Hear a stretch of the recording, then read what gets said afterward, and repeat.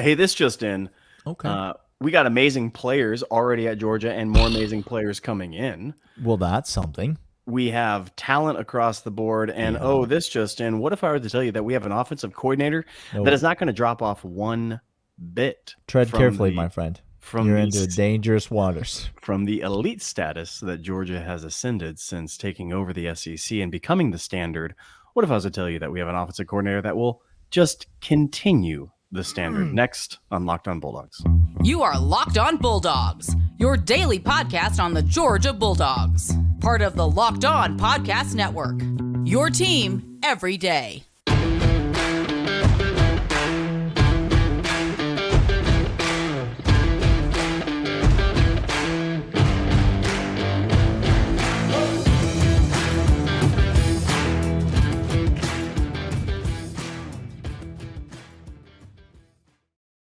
What is up, everybody? Welcome to the Locked On Bulldogs podcast. You know that's the podcast because it's written right here on the middle of the YouTube screen and because it's over Clint's left shoulder right now. That's the name of the podcast. If you're listening, you can't see any of those things, and so it doesn't really matter what's over Clint's left shoulder or not.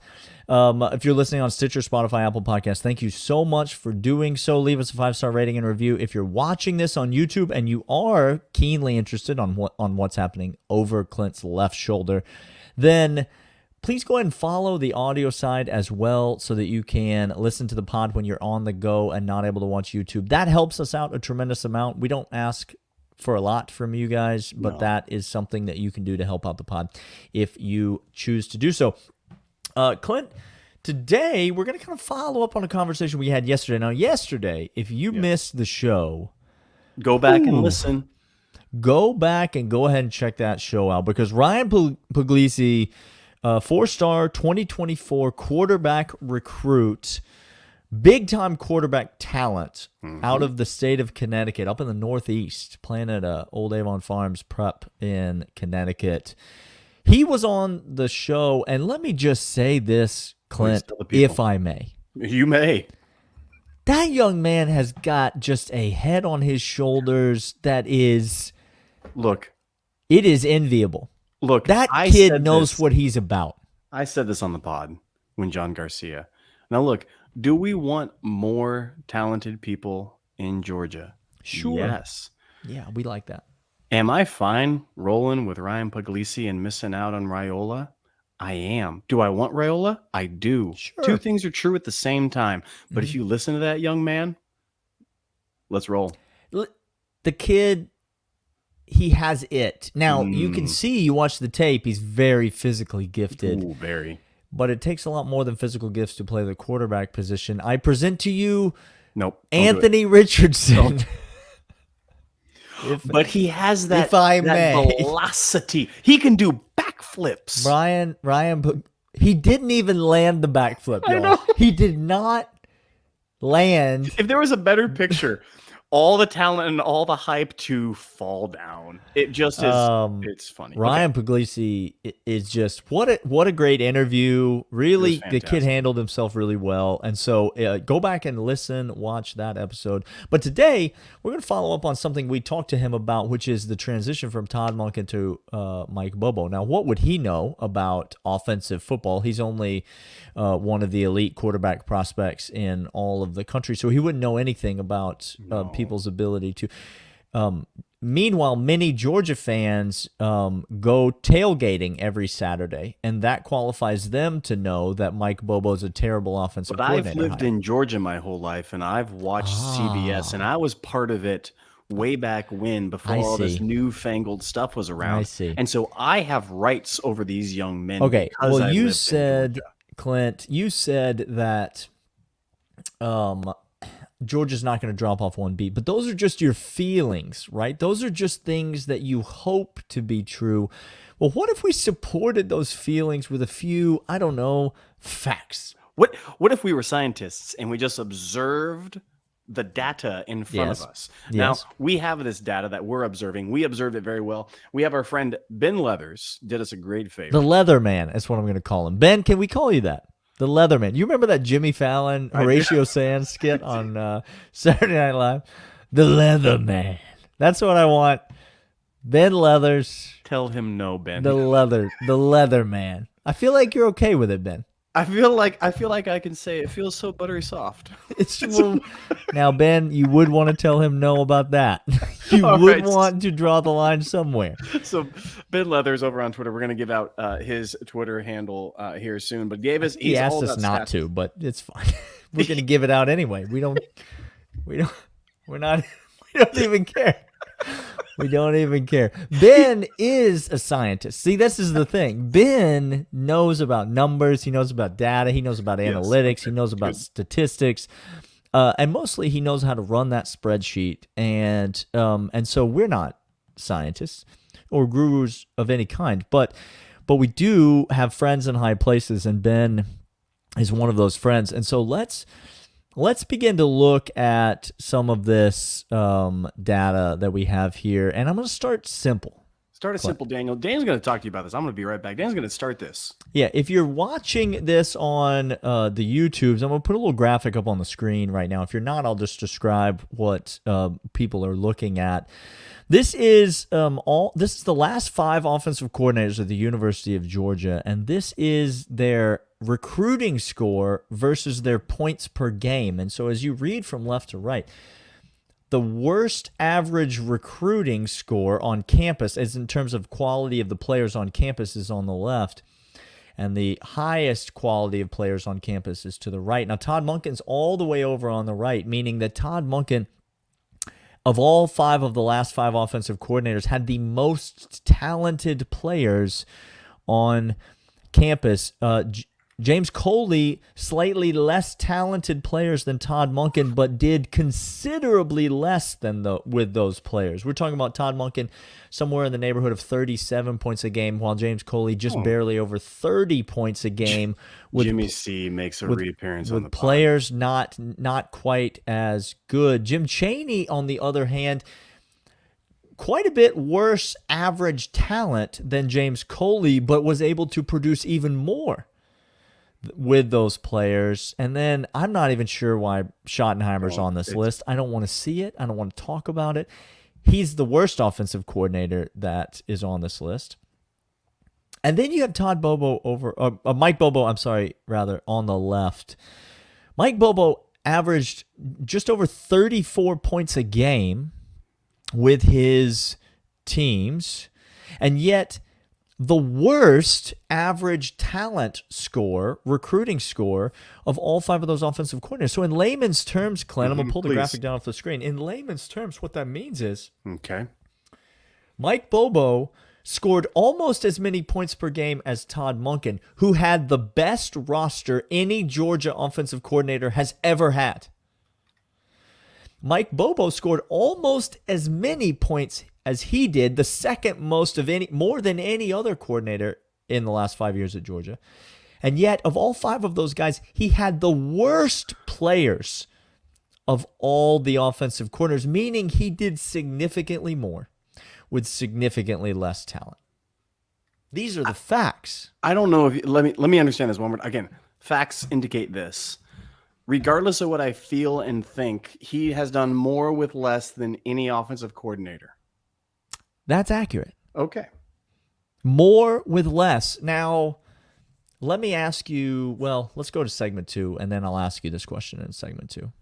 But first, we're going to come back after we tell you about FanDuel. FanDuel, right now, the NBA is halfway through its season, Daniel. I don't know if you understand that.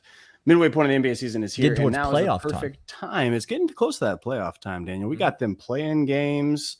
Lord knows what the tournament even looks like. Do people just playing all sorts of other I teams? have no idea. 10, 12. How many teams? You know what I know? When there's games on TV, I can bet on them. You can bet on them. FanDuel, America's #1 sportsbook, because new customers get a no-sweat first bet up to $1,000. That's bonus bets back if your first bet doesn't win. Just download the FanDuel Sportsbook app. It's safe, secure, and super easy to use. 100%. Daniel, I love going over there. Then you can bet on everything from the money line to point scores and threes drained, or just combine all those things into a nice little parlay. Get yourself going. It's fantastic. Exactly what you want. FanDuel even lets you combine all of those for bigger payouts. So don't miss the chance to get the no sweat first bet up to $1,000 and bonus bets Go to FanDuel.com/lockedon. That's FanDuel.com/lockedon. Learn more. Make every moment more with FanDuel, an official sportsbook partner of the NBA. Clint, the question that I ask is simply this. Does Mike Bobo has proven he can do more with less talent? Do you think with more talent he could do more, less, or the same as he did with less talent? Daniel, there's a famous saying, if you want to see about somebody's future results. Okay, what do you go to? Where do you go? Where could you even go? You go back to what they have previously resulted in, Daniel. And so if I were to tell you that, more talent around him equals more points because he's done less with more, and now you give him a better product on the field and a better structure and a better head coach and a better system and a better culture and a better defense. Everything's elevated, and he's already done less. He's already done more with less. Now you give him all the things. Of course it means more is to come. Daniel? Who didn't Mike Bobo have the last time he was the offensive coordinator in Athens? What head coach, king of college football, I'm thinking of, wasn't present on the sidelines and on the recruiting trail when Mike Bobo was there without Kirby Smart? I know Kirby doesn't coach the offense, and that's the big point that people are trying to make, but he does bring in the players. Talk to Ryan Puglisi yesterday. Kirby Smart brings in the dudes, and if you give Mike Bobo talent, he's just going to be able to do all the more with it. Interesting stat and fact from Ben. Mike Bobo is going to have more 5-star offensive linemen. Are you ready for this, Clint? Give it to me. This year. Than he had in his entire tenure under Mark Richt. Do you understand what we're trying to say? That's not like 1 year or 2 years that we're looking at there. We're looking at a span of 106 games. He was the offensive coordinator under Mark Richt. 8-9 seasons. And maybe 7-8 seasons. More 5-star offensive linemen this year than he had in that entire time. And then just extrapolate that out to all of the other position groups. Look at the talent in the quarterback room. The stacked on stacked talent in the quarterback room. Look at the talent in the skill positions, the pass catchers that he's going to have access to. It is a loaded locker room. And Mike Bobo has proven that he can produce exceedingly more even with less talent. And so you give him more talent, he's going to produce even more. We're going to come back in the next segment, and we're actually going to talk about the other side of this coin, because the argument goes something like this, Clint. Okay, say more. But Mike Bobo's teams didn't win very many games. Sure. They didn't win. And you know what I've heard is winning is why you play the game. You play to win the game. Okay, there we go. And Mike Bobo wasn't able to do that. So that's why he sucks as an offensive coordinator. We'll cover that in the third segment. And Ben may have actually prepared another visual aid for you. Come on. Here we go. We're back from that. The Leatherman. Back with another visual aid. The Leatherman. I can't get away from it. I'm never going to get away from it. We're here. It's the $199, by the way. Bonfire.com/store/the $199. Listen, if this type of segment goes well, Ben's going to create regular content for the pod. If this type of thing goes well, if it's well received, maybe the $199 store will end up with a Leatherman t-shirt in there. You never know. You're calling the Leatherman t-shirt already? I love it. I'm saying maybe. I'm saying it could happen. All right, Clint. The dumbest argument I've ever heard about Mike Bobo goes as follows. Georgia didn't win enough games with Mike Bobo as the offensive coordinator, and therefore Mike Bobo is not very good as the offensive coordinator. Well, that could be true. Okay. It's possible, right? But does that have to be true, Clint? Here's the deal. Here's what we're trying to say. We've said on this podcast, Mike Bobo, not a good head coach. No, he was not. So. This is an exceptional offensive coordinator. And when you talk about winning games, you say, well, he didn't win games. First of all, he wasn't a head coach. Secondly, he's a great offensive coordinator. Thirdly, Kirby Smart wins games all over the place, and he has this thing called defense locked down on his end. So if you're talking about what Mike Bobo is responsible for, here's Mike Bobo's responsibility. Are you ready for it? Because it's complex. It's very, very intricate. I'll try to not listen. sure. Okay. To score lots of points. Oh, interesting. Because it just so happens, once again, he did score a lot of points. Second most points scored average per game by any offensive coordinator of the last 5, just under Todd Monken, right at 35 points a game. Now, the interesting thing about this graphic that I just put up, if you're watching on YouTube, is that it's the same graphic as earlier. You'll notice all the dots are in the same places, but this time the dots are significantly different sized and colors. And if you look, what you'll see is that the size of the dot corresponds with how many points per game the defense allowed during the tenure of this offensive coordinator. And so you end up with some fairly small dots when it comes to James Coley, Todd Monken, and then you get over to Mike Bobo and you see that the defenses that played when Mike Bobo was the offensive coordinator allowed far and away the most points per game of any of the Georgia defenses in the last 20 years.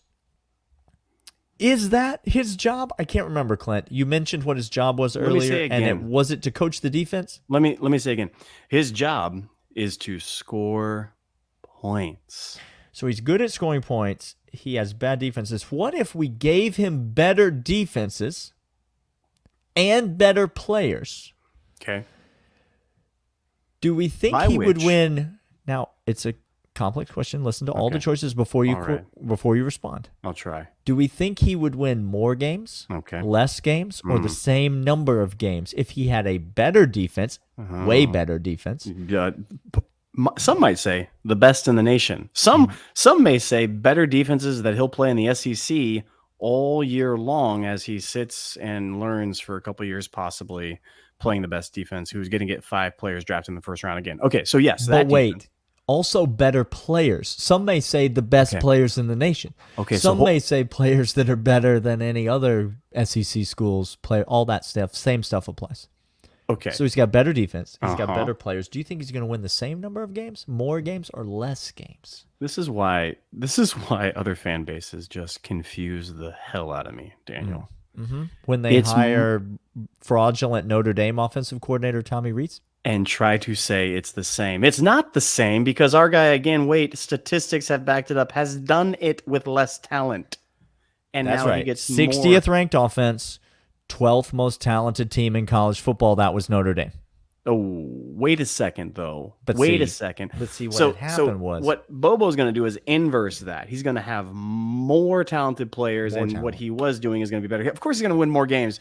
This is Todd Monken 2.0, y'all. Argument. It's foolishness. Why are people so dumb? Listen. Because they're people. Folks, take it from the leather man. The Mike Bobo hire is a good hire. That's not I don't want that to be true. I don't feel that that's true. It's just that's the only sensible conclusion you could come to when looking at the objective data. That's it. That's it. That's simply it. All right. We're going to be back later this week. We've got lots more to cover on the pod this week. And so Clint and I will see y'all tomorrow. See you.